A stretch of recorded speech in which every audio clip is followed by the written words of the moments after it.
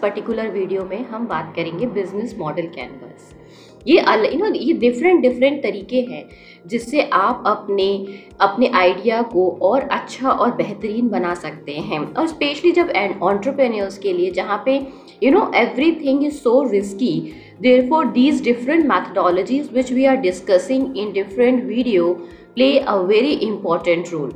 तो आज के इस वीडियो में हम बात करेंगे बिजनेस मॉडल कैनवास। तो बिजनेस मॉडल कैनवास क्या है, ये आप इसको गूगल पे टाइप करेंगे तो आपको एक पर्टिकुलर और एक standard format of business model canvas का मिल जाएगा। ये एक स्ट्रैटेजिक टूल है जो आपके किसी भी ऑर्गेनाइजेशन को या फिर किसी भी स्टार्टअप को हेल्पफुल करता है कि कैसे आप सिस्टमैटिकली अपने ऑपरेशंस या फिर अपने पूरे, it's a blueprint that provide a strategic tool so that you can follow a systematic route that these are the things or key activities or key partnership that is required कि आपकी particular organisation को successful बनाने के लिए। तो ये इसमें आपको 9 ब्लॉक्स मिलेंगे, जो ये जो 9 ब्लॉक्स है, हर एक ब्लॉक एक अपने आप में एक महत्वपूर्ण जानकारी आप जिसमें आप फिल कर सके उससे रिलेटेड है। तो हम आपको डिटेल में डिस्कस करेंगे कि ये 9 ब्लॉक्स क्या क्या हैं और उनकी क्या क्या उपयोगिता है। सबसे पहले जो ब्लॉक आता है वो आता है की पार्टनरशिप। अब आप एक भी किसी भी स्टार्टअप को शुरू करने में कुछ भी अकेले नहीं कर सकते। तो चाहे आपको रॉ मटेरियल लेना है या फिर आपको अपना प्रोडक्ट मार्केट तक पहुंचाना है या फिर कुछ भी आपको एक्सपर्टीज चाहिए या फिर फाइनेंस चाहिए तो आपको डिफरेंट टाइप की पार्टनरशिप फॉर्मुलेट करनी पड़ती हैं। तो इस पहले ब्लॉक में जो कि की पार्टनरशिप जो है, उसमें आप जितने भी आपको डिफरेंट कहाँ से आप रॉ मटेरियल लेंगे, एटलीस्ट नाम के साथ, it's not about the vague estimation you are going to make, that is with the proper name and the source आप उसकी पार्टनरशिप में फिल कर सकते हैं कि ये जो पार्टनरशिप है, even for your human resources, what are the partnership that is required by you. तो ये सारा चीज़ आपकी पार्टनरशिप में line by line everything in detail with the name and the sources you have to fill, because in carrying out a different activities आपको तरह तरह के उत्पाद प्रोड्यूसर्स, सेलर्स, ब्रोकर्स, डिफरेंट लोगों से पार्टनरशिप करनी ही पड़ती है। तो ये सारी पार्टनरशिप कि पहले ईयर में आप कौन कौन सी चीज़ों से होंगे, जैसे मान लीजिए आपको कच्चा आपको ये एक गेहूँ चाहिए, तो आप कोई ऐसा मिलेट्स बना रहे हैं या फिर कोई डिफरेंट टाइप ऑफ मिलेट्स आपको चाहिए, तो आप कहाँ से क्या प्रोक्योर करेंगे, कौन से रीज़न से प्रोक्योर करेंगे, उसके लिए आप क्या कौन कौन से लोगों से के तहत जाएंगे। तो ये सारी चीज़ें आप की पार्टनरशिप में इंक्लूड कर सकते हैं। देन आता है second important aspect, that is की एक्टिविटीज़। की एक्टिविटीज़ में मतलब कि आप सोच लीजिए कि आप अगर आप कोई प्रोडक्ट डेवलप कर रहे हैं और मे बी आप अगर मैं आपको एग्जांपल दूं कि आप कोई खाद्य पदार्थ डेवलप कर रहे हैं, जैसे कि आप चिप्स बना रहे हैं, चिप्स का पैकेट आप बनाएंगे, तो उसमें आप सोचिए कि आपको कौन सी चीज़ें खुद करनी पड़ेंगी। जैसे कि मान लीजिए अगर आपने आलू प्रोक्योर कर लिया है, उसके लिए आप किस तरह की चिप्स बनाना चाहते हैं, आप हेल्थ कॉन्शियस चिप्स बनाना चाहते हैं या फिर आप नॉर्मल स्नैक्स बनाना चाहते हैं जो कि चाय वगैरह के साथ खा सके लोग। फिर उसके बाद में आप तली हुई बनाएंगे, आप बेक बनाएंगे। तो ये सारी जो चीज़ें हैं कि उसमें से आप चिप्स का साइज़ क्या होगा, कहाँ से बनवाएंगे, कहाँ से वो करेंगे। फिर उसके बाद में अगर once the production of the chips is done, then about the packaging कि आप उसकी पैकेजिंग में क्या क्या चीज़ें यूज़ करेंगे, वेदर आप प्लास्टिक में यूज़ करेंगे या फिर ये सारी चीज़ें is going to be in the key activities. कि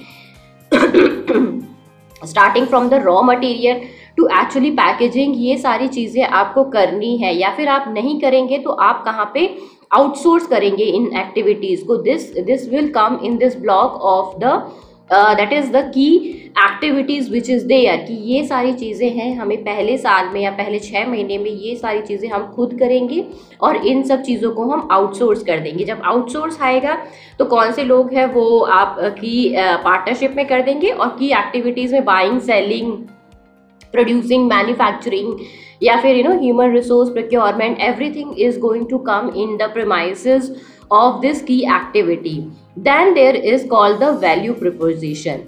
Meaning of क्या एक कॉन्सेप्ट है वैल्यू फॉर द मनी, कि आपने कोई प्रोडक्ट बनाया, सोचिए उसकी वो value for the money is a concept जहाँ पे आप क्या सेटिस्फैक्शन कस्टमर्स को प्रोवाइड कर रहे हैं, what value you are delivering to your customers, और कौन सी ऐसी प्रॉब्लम है जो आप सॉल्व कर रहे हैं और उसकी इम्पोर्टेंस क्या है, उसके हिसाब से आप डिसाइड कर सकते हैं कि that is the value you are creating and that is the gap you are filling by developing your product. तो उसके हिसाब से एक बहुत ज़्यादा फ़ायदेमंद चीज़ होती है कि जब आप अपना प्राइस डिसाइड कर रहे हैं या फिर अपना कस्टमर बेस डिसाइड कर रहे हैं, तो ये वैल्यू प्रपोजिशन की what value you are delivering to the customers, you can, and what are the product and services you create for your customers, for the target customers. So that is what is the uniqueness about your value proposition, so that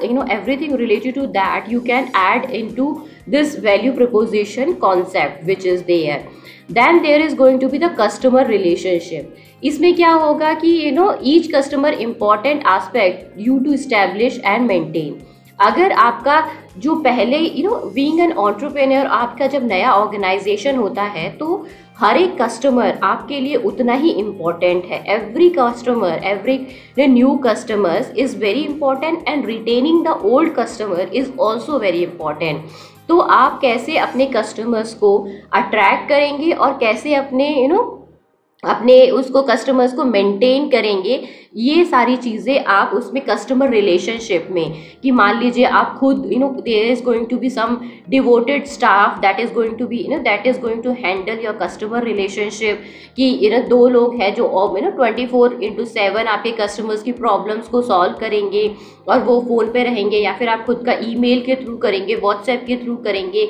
once your product is से sold, और may be आपने अपना कोई product sell out कर दिया, तो उसके बाद में आप कैसे, अगर आपके कस्टमर्स को कोई प्रॉब्लम है तो उनकी प्रॉब्लम को कैसे सॉल्व करेंगे. तो everything these are the things which is going to come in the premises of this customer relationship. और ये आपको उसमें उस बॉक्स में फिल करना है कि what are the customer relationship, how you are going to satisfy or maintaining your customer relationship.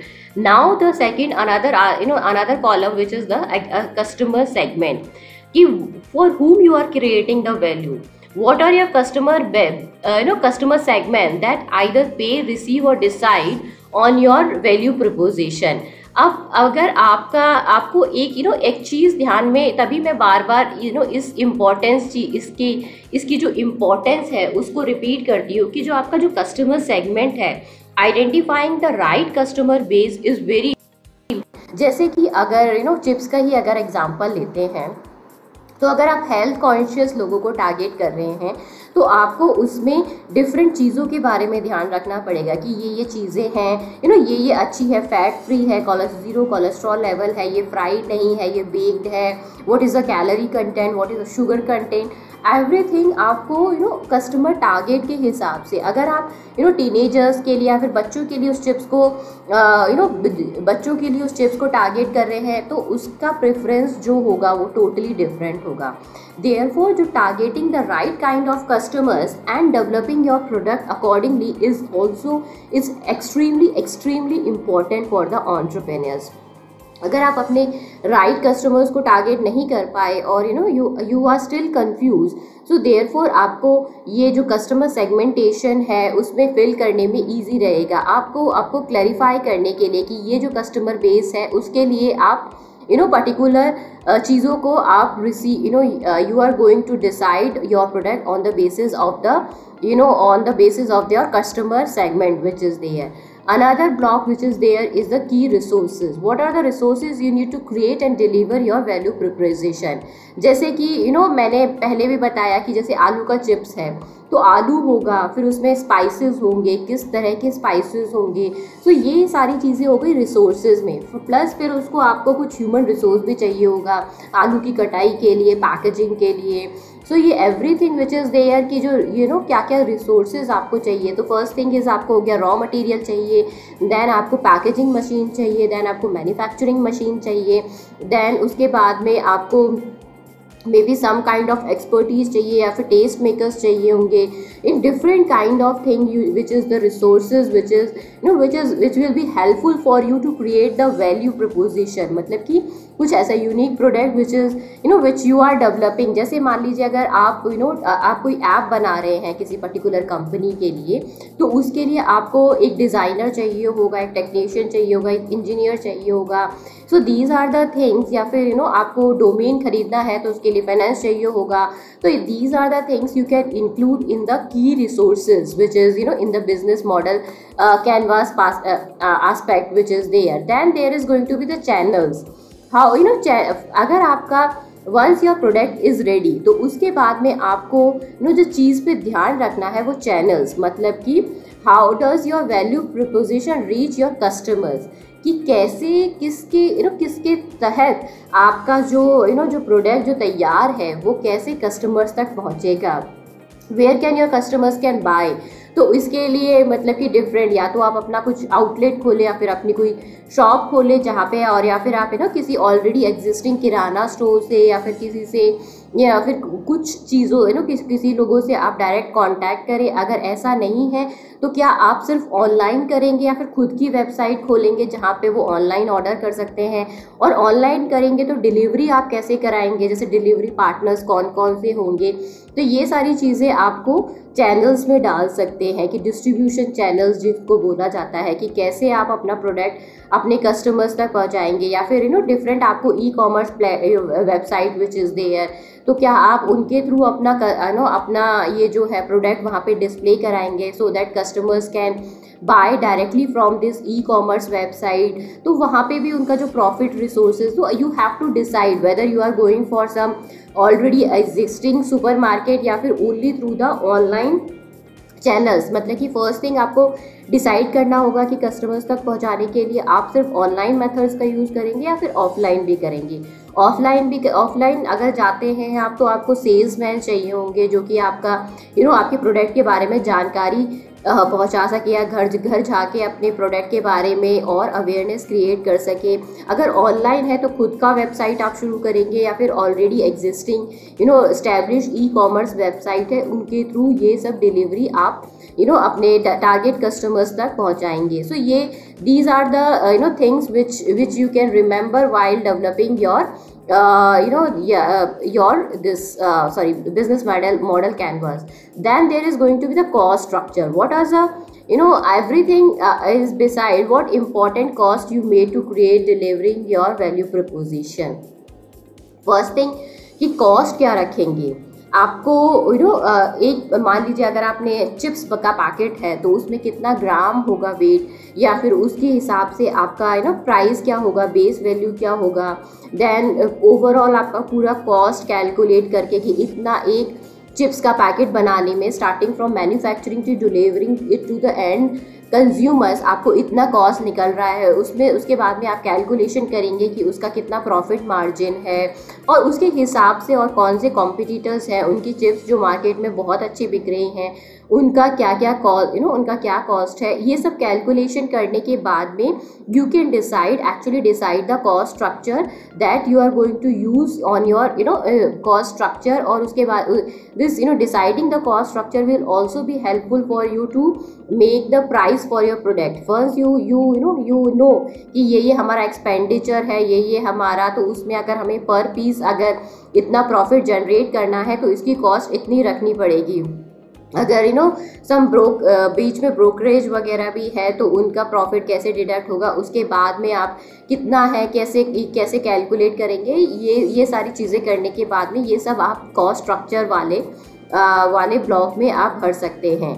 फिर जो लास्ट है वो है रेवेन्यू स्ट्रीम, की मतलब कि अब आपने कॉस्ट स्ट्रक्चर डिसाइड कर लिया, then everything is now sorted for you, then why do customers reward you for the value you provide to them? What are the different revenue model for models to generate throughout of it, कि कितने कैसे different types of revenue models you can think about in order to generate the profit or the revenue। क्योंकि ultimately चाहे कोई भी different type of organisation है, ultimately in surviving you required some kind of revenue directly and indirectly. So this revenue generation model is extremely important in the case of entrepreneurship. Even to survive and continue your efforts into particular direction, you require this revenue system which is there. तो उसके लिए आप सारा कुछ उस revenue वाले structure में लिख सकते हैं। तो सोचिए कि ये एक पेज का डॉक्यूमेंट है जिसमें 9 ब्लॉक्स है। ये कितना डिटेल्ड डॉक्यूमेंट है जिसमें आप ज़्यादा से ज़्यादा आराम से टाइम लगा के इसको भरिए और सोचिए कि कितना ज़्यादा इफ़ेक्टिव हो सकता है अगर आप अपना थॉट प्रोसेस हर एक इटरेशन करें, बार बार जाए, बार बार उसको मॉडिफाई करें, then it will be very helpful for you to design और स्ट्रैटेजाइज योर बिजनेस ऑपरेशन। क्योंकि आपके पास एक मैप है जिसमें आपने अपने पूरे ऑर्गेनाइजेशन का सारा कुछ लिख दिया है कि this is what you are doing in a one single page which is there. So this will be helpful not only to strategize your decision but to identify what are the things. मतलब कि अगर कहीं ज़्यादा खर्चा हो रहा है तो आप उसको कैसे रिड्यूस कर सकते हैं या फिर कैसे मॉडिफाई कर सकते हैं। Different kinds of aspect you can use in order to generate in order to modify and improve your operations and the efficiency which is associated for which is very important for a business point of view। तो एक page का ये जो document है this is called as a business model canvas is a very effective strategy tools that can be used by already entrepreneurs and the existing startups which is there to see कि कहाँ पे हम गलत जा रहे हैं, कहाँ पे हम अच्छा कर सकते हैं, कहाँ पे इम्प्रूवमेंट की जगह है। तो एवरीथिंग इज़ देयर। आप उसको बार बार इटरेट करें, बार बार उसमें यूज़ करें। अपने अगर आपका कोई पार्टनर है उसको दे कि वो मॉडिफाई करे। नॉर्मली क्या होता है अगर आपने कंपनी या फिर कोई स्टार्टअप 2 लोगों के साथ शुरू करा है, like you and along with your partner, then you can ask your partner to fill or make this business model canvas separately and you can also make this business model canvas separately। तो इससे क्या होगा आपको though if you have the 2 different kind of business model canvas and that will be helpful for you to कि कुछ चीज़ें होंगी जो हो सकता है कि आपने मिस की होंगी पर आपके पार्टनर ने लिखी हुई है। So this will be helpful for you to to make a correct map of your you can have a correct map or everything for your organization। You can ask your some kind of your employees also to helpful for you to to help you or assist you in making or creating this business model canvas। ये एक page का जो document है ये extremely important है और it's always advisable to spend and dedicate a good amount of time in order to formulate this business model canvas। Thank you so much. I hope it will be helpful for you. Thank you.